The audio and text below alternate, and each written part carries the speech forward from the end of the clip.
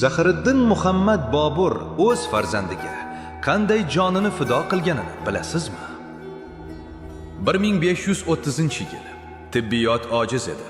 Imperator Boburning valiahd o'g'li Humoyun o'lim to'shagida yotardi. Mir Abul Qosim shunday deydi: "Eng qimmatbaho narsangizni sadaqa qiling", dedilar. Hamma mashhur Ko'hinur olmosini nazarda tutgan edi. Xoja xalifa va beklar yolborishdi: "Shohim, jonni tilga olmang. Muhammad Humoyun sihat topar, tuzalib ketar. Yaxshisi mol dunyo bering." Lekin Bobur ularga qaradi va dedi: "Dunyo moli o'g'limning bir nafasiga arzirmidi? Men o'zim tasadduq bo'layin, Xudoyo qabul qilsin."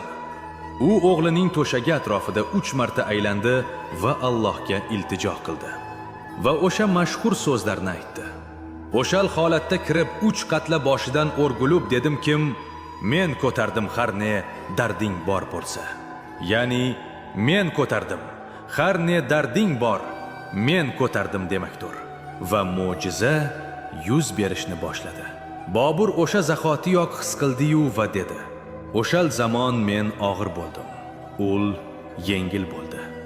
Ul sihat bo'lib ko'pdi. Men noxush bo'lib yiqildim.